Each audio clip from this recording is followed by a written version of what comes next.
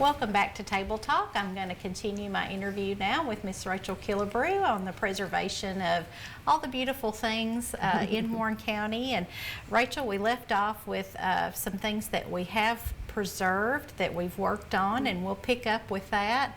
I don't think we got to speak about the library yet. No, and the library has been totally restored. We've just finished, our Board of Trustees has just finished a 10-year renovation.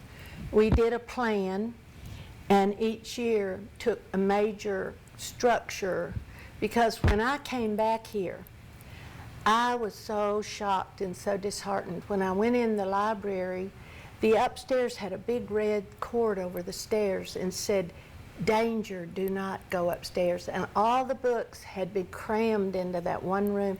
You couldn't even see that gorgeous fireplace.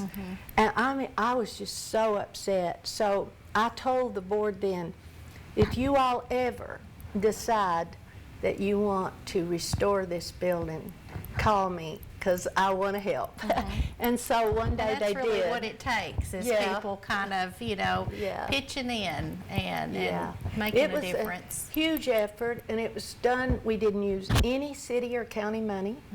It was all donations, fundraisers, and some, because it is on the Historic Register now, we did get a grant recently, actually.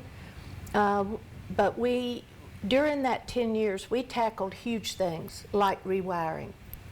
And we did it the way I wish every building downtown would do. We would quit losing them so easily. We removed all of the old wiring, and we found wonderful guys who felt like we did about it. It was Alvy Guy and Carl Gant. And they knew and agreed with us we wanted it done to last 50 years. So nobody else is going to have to worry about it for 50 years. And so all of the old wiring was removed, all new wiring in. Every light fixture in there, which is historic, was taken down, taken to B&P lamp, and redone. And so when we did something, we did it complete and exactly the way. And let's grab that picture right there and kind of show the audience. And who would have wanted to not be in this? And this is, it's back to its grand, and I know Mr. Magnus is smiling, and Miss Cunningham. Because now the area upstairs was roped off. It's the genealogy area. Well, we have a genealogy room. We have a nurse, the garden room where we have meetings. And we have another room that has our DAR things in it. It's also a meeting room. And then we have their grand auditorium where we have concerts and book signings. Artwork along the walls, displays. We have a lot of artwork. We inherited the Beasley collection. And Carol Caldwell, we made an office for her down in the basement. And she works on restoring those glass plates. And we have an exhibit up there right now for Black History Month, that was from amazing. the original plates, that all of those, and it's just a gorgeous. So she keeps us able to have new exhibits all the time, and so we're very proud of that. And then also the new addition upstairs goes out into the fiction room, and we have a new teen room, which now we have finally finished the renovation of the structure. And now Brad is able to get grants, which we got from the Steve and Kate Smith grant, a grant that has put in a teen room upstairs.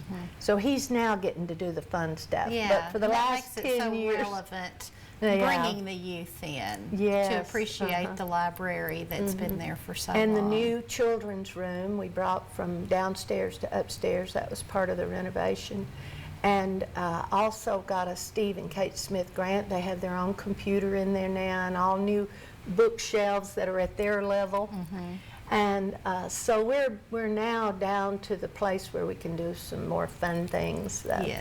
But one of the things that happened recently that's important as far as historic preservation, the advantages that everybody doesn't realize is when you're on the historic register, all we did, one day I got a call that some of the limestone had fallen off of the building onto the street, and we're very fortunate it didn't hurt anybody because it could have. And so immediately I called codes. Codes came down, roped off the thing, and I called, because I'm the building manager, I called the historic preservation people through our local grant, we're a local certified government.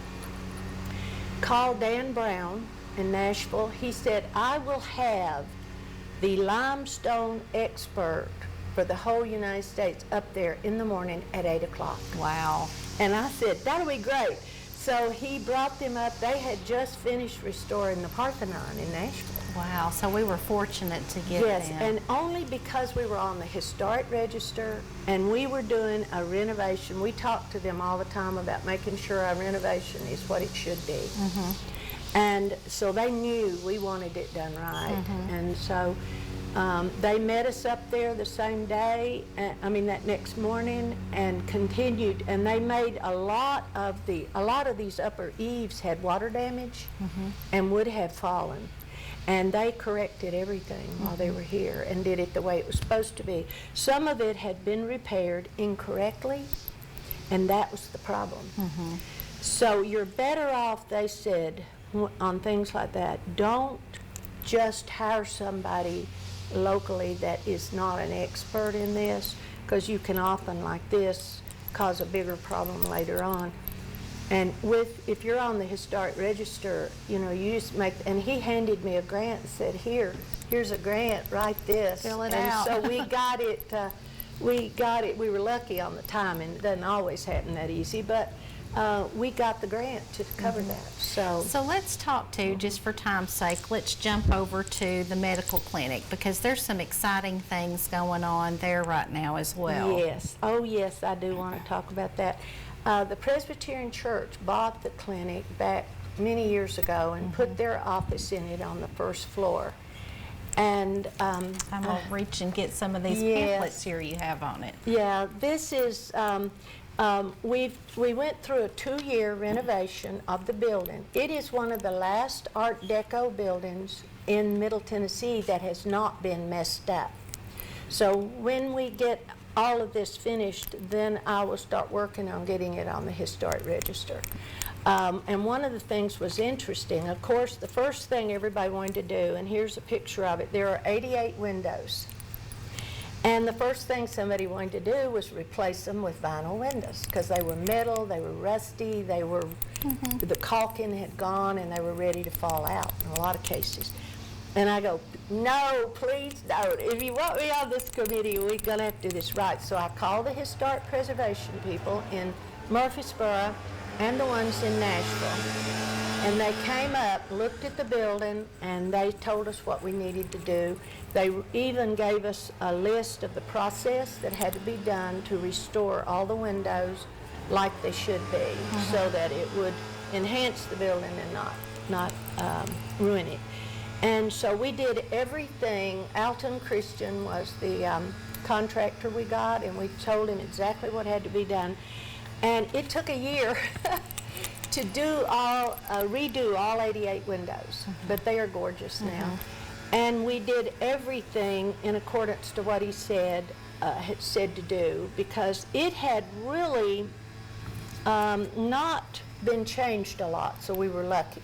So what's the building going to be utilized for? Because I know you said the church owns it now. Yeah, all we had in there before was the church office and the preacher's office, and then Dr. Martin had been there for years and years. He's a psychiatrist. And so we repurposed it when we renovated it to be a rental office building. And this brochure actually shows the layouts of all the suites. There's 14,000 square feet in this building. And we've done the history. Mary Mason and I worked on doing the history.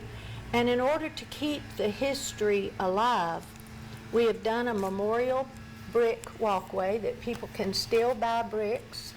It's got a little bit of the history here and the the way you would fill it out, and I've got some examples. I was born there, so Right. I've got my brick there to show kind of how we're doing it. And we've already got about 150 bricks down. And we did the doctors and the nurses in a cross of brick, and to make sure that everybody realized what they did. And Their for contributions. 45 years, it was our only hospital. Many people in this community were born there. Yeah, and so what we've done is divide the building up into suites. They're large suites. They all have high ceilings and wide doors because they were patient rooms. Right. And so that works out really good. And we've redone all the bathrooms, and so we have everything on the basement floor, which is where originally the kitchen was and where the nurses lived. They lived down there. And the Hope Center is down there now, and they're taking that whole downstairs. And that's a wonderful cause. We wanted to make sure What an appropriate home for them. It is. It's wonderful. And then on the main floor, it is all rented now, and we have. And then Norman Roan has also rented the large suite that's 1,900 square feet for his eye office, which is turned out wonderful.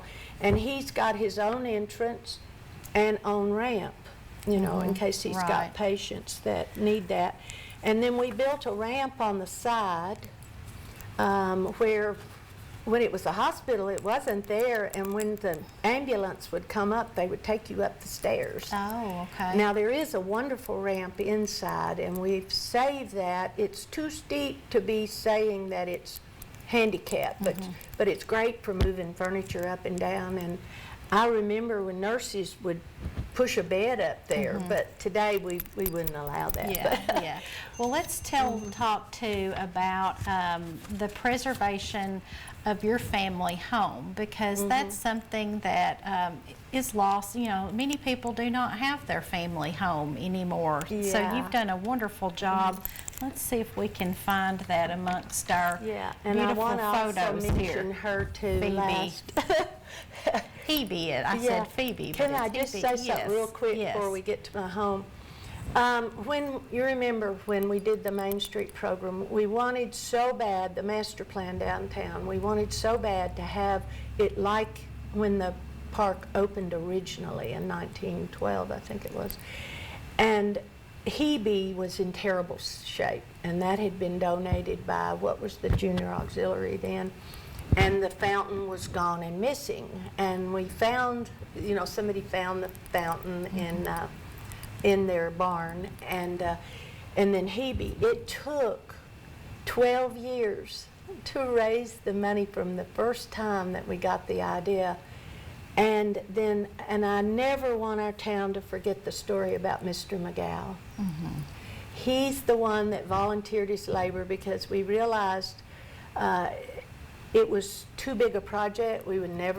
She would be gone, and because it was in very, very bad condition. It had been sandblasted, which you don't do with pop. She was pot metal, and it was cast iron on the bottom, and that's the last thing you want to do. So, been really damaged, but Mr. McGow spent 2,000 hours and had it moved to his factory where he was, and he had to do it all by hand.